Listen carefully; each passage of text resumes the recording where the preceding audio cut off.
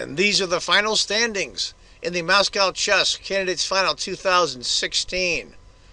Great tournament. The winner of this tournament is the challenger to Magnus Carlsen this November for the World Championship. 8th place out of 8. Former world champion Veselin Topalov from Bulgaria with 4.5 out of 14. It's easy to say, but Veselin had a really bad tournament. I don't know what happened to him. Sometimes you just can't tie your own shoelaces, and he was incredibly disappointed. And he'll be back, though, even though he's older. He's in his 40s, but he's resilient. He's a great player. 8th place, Veselin Topalov from Bulgaria. Now, 4th through 7th place, my buddy from the United States, Carl Nakamura. Many people had him being right at the end, maybe even winning it. But unfortunately, Carl didn't play that well. Had some bad breaks. Plus his play was a little off too. He managed to surge a little bit at the end with 7 out of 14 for 50%. I'm sighing a little bit that Carl wasn't in the hunt. He deserved to be in there. This is his first Candidates Final. He'll be back. There's absolutely no question. He's a world-class player. And he knows what happened, and he knows what didn't happen. He's smart enough to figure out what he did and learn from his mistakes. So, Carl Nakamura from the United States, 7 out of 14. And continuing on with 4th through 7th place with a score of 7 out of 14, Anish Giri from the Netherlands. Anish had 14 draws in a row. That's quite an accomplishment. They were kind of picking on Anish a little bit. Fisher wrote years ago my 60 most memorable games, and they were picking on Anish. He's going to write a book called My 60 Most Memorable Draws. Anish is a great player. Very young. He's 21 years old. He just can't seem to pull the trigger. I think he's so worried about losing that he doesn't roll the dice when he needs to for the win. And sometimes your fear of losing keeps you from winning. So as soon as Anish, and he'll grow a little bit, he'll mature a little bit more, and he'll be fine. Once he learns how to get over that little hump, look out, because he's a world-class player. Another player, 4th through 7th place, Anish Giri with a score of 7 out of 14. And also 4th through 7th place, Levin Aronian from Armenia. World-class player, was number 2 in the world for a really long time. I don't know what is with Levin. He's a world-class player. Nice guy, too. He's a huge star in his home country of Armenia. He's basically a rock star there. He gets in the tournaments where the pressure is really on. He just can't produce. He buckled in the London Candidates that produced Magnus Carlsen as the challenger. He did it again in this one, and it's really tough. He was pretty hard on himself too in some of the press conferences. It's just he's got to be devastated mentally that he collapsed again. But he can pick himself up. He's a world-class player. 7 out of 14 points. Levin Aronian from Armenia. Also 4th through 7th place, Peter Svidler. I believe 6-time Russian champion. I'll say that again. 6-time Russian champion. To be the champion of chess in a country that's obsessed with chess is a huge accomplishment. That's what a great player Peter is. He's been criticized in the past for his work ethic, but in this one he was completely on the mark. He had great preparation. He had a lot of good positions. He just couldn't cash them in. He came very close to winning 3 games, ended up drawing. It's got to be really heartbreaking for him. He knows he was playing really well, and that's just a break sometimes. Well, Peter, he's not old, but he's not young, but I think he'll be back in the Candidates Final. And one of the players 4th through 7th place, Peter Svidler from Russia with 7 out of 14. Tied for 2nd and 3rd, 5-time world champion Vishy Anand from India. I'll tell you, there was a lot of people who didn't want another Anand Carlsen rematch.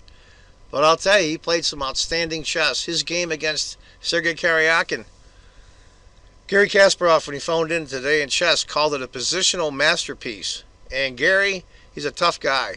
And I'll tell you what, For Gary to give you kudos on a game, you got to be damn good. And Vishy is. He just didn't have it. It just fell short. 7.5 out of 14. And that's pretty good for one of the oldest guys in the group. By far, I might add. But we'll see if Vishy's future. I think he'll still be around. He's still a great player. He still loves the game, and he's still great at it. Vishy Anand from India, 7.5 out of 14. Also tied second and third, Fabiano Caruana from the United States. Fabi had a great tournament. Great tournament. It's just, he just fell short. And I'll tell you something sincerely. I'm going to be honest. I'm going to be blunt. They were tied, Karyakin and Caruana, through 13 rounds. They played each other in the final round. And because of tie breaks, Caruana could not draw the game. He had to win. And he had the black pieces against Sergei Karyakin. So he went for it and lost. I frankly will tell you the tie-break system they have in FIDE for the candidates final plain and simply sucks. I think it's terrible. I think he got screwed. And that's just my personal opinion. But he played a hell of a tournament. Hell of a tournament. He's a great player. He's really young, early 20s. Hot prospect for the United States. I don't understand why the tie breaks like it is. They're always talking about trying to make chess a worldwide phenomenon, like a sport with sponsors and money, and really make it exciting. And so the organizers, in their infinite wisdom / stupidity, barred all the other chess sites from getting the moves. Okay, all right, that's fine. They paid the money. They can do that. But they should have done something about the tiebreak. Can you imagine the number of people that would have went to their website and how much money they would have made on advertising to help them with the sponsorship if there was a tiebreak game between Fabiano Caruana and Sergei Karyakin to play in the World Championship? There would have been millions of people. But it didn't happen. Fabiano played a Sicilian. He went for it, and unfortunately he didn't make it. He lost the game. So that 7.5 really should be an 8. Anyway, folks, well done by Fabiano Caruana. He'll be back, I'm sure. He had 7.5 out of 14. And the winner of Moscow Chess 2016 Candidates Final, Sergei Karyakin from Russia. The youngest person ever to become a grandmaster in the history of the world. He was 12 years old and change. $107,000, 8.5 out of 14. Incredibly well done by Sergei Karyakin. My criticism of the tiebreak system has nothing to do with this young man's accomplishment. He had a great tournament. Basically, he has nerves of steel to see this guy. And he pulled it off. And he's going to be playing in the World Championship against Magnus Carlsen this November. We're all looking forward to that. I feel old. Between Sergei Karyakin and Magnus Carlsen, I'm 15 years older than both of their ages put together, I think. I'm over 10 years older. Boy, I feel old. So this is the new way of chess. The young guys are coming up. Fresh young minds, great players, great talent. It's going to be a hell of a championship series. So anyway, my hats off to Sergei Karyakin, winner of Moscow Chess Candidates Final 2016. I want to give my final thoughts on call it a post-mortem of the 2016 World Chess Candidates Final.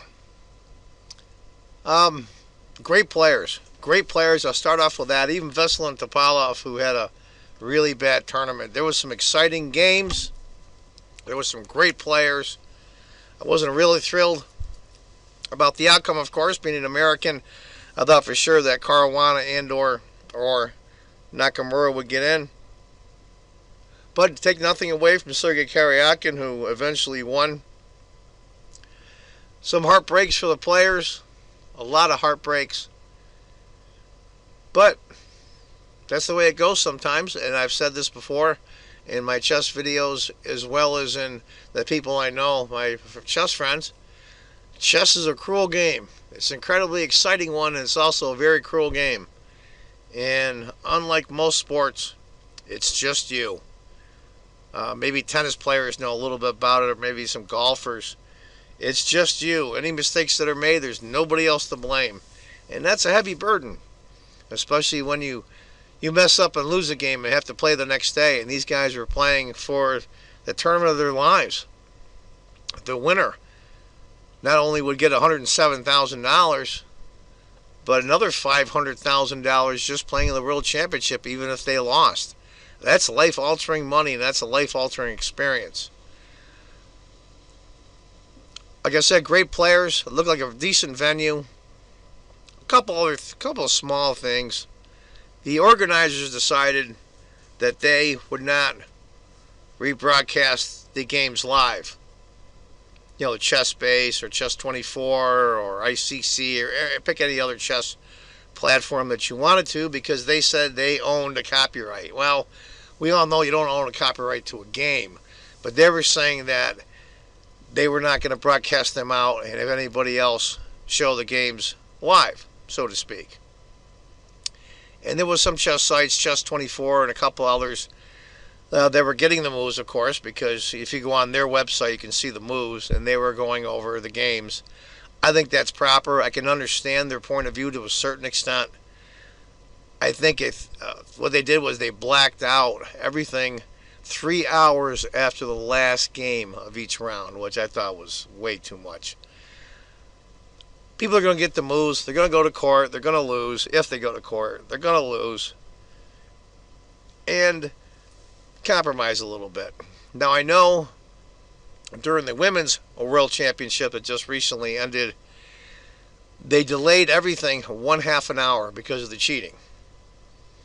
So technically what happened was, after the game was over, then they had their press conference, the players had to wait 1/2 an hour because it wasn't really live. They were still going over the game. We'll call it a tape delay for a better explanation, but I think they should maybe incorporate that. Have the feed go out at maybe 1/2 an hour, 15 minutes after the live part. I can understand that they want people to go to their website. They can get more advertising money from their people they're selling advertising to. They're the sponsors. They want to recoup, if not make money, and that's really okay. I'm an American. I'm a capitalist. I have no problem with any of that.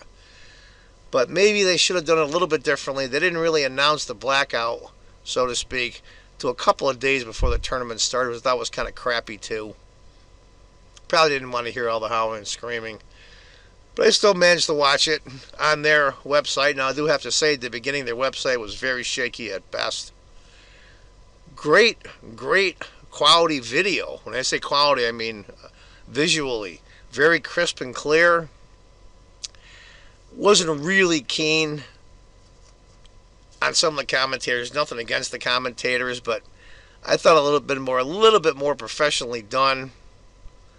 I'll give you an example, I think, how it should be professionally done. If you watch the new show on YouTube from the Chess Club's Classic Center called Today in Chess, that's how a chess show should be run. Very, very well done on their part. So maybe they should take some lessons from that.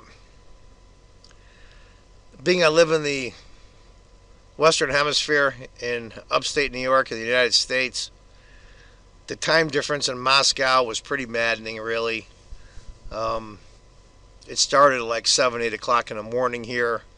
So what I had to do is go on and watch the World Chess website. And I backed up to the video, so I could watch some of it, which kind of defeated the purpose of the blackout because you were going to get it anyway. But anyway, make a long story short, supposedly the World Championship is going to be in New York City, which is only 2-3 hours away from where I'm at. So it'll start in the afternoon. That'll be much better for people in the United States in the Western Hemisphere. A little bit crappier for people in Western Europe, but it'll really be late in Moscow. So I hope that they don't change the venue from New York City to Russia, now that a Russian and a Norwegian are playing for the World Championship. That's about it. It was a great tournament. I was looking forward to it for many weeks and months prior. Many disappointments on my part being an American. Some exciting games. Some great players. Players will be analyzing these games for years to come. So that is my synopsis on World Chess Candidates Final 2016. I hope you enjoyed it as much as I did, and I hope you watched my videos. And there's many other videos on YouTube as well. Danny King does very well in Power Play Chess. He's one of the best ones on YouTube. So hopefully you watch my videos and then Danny's. So all you people that love chess, take care. Bye-bye.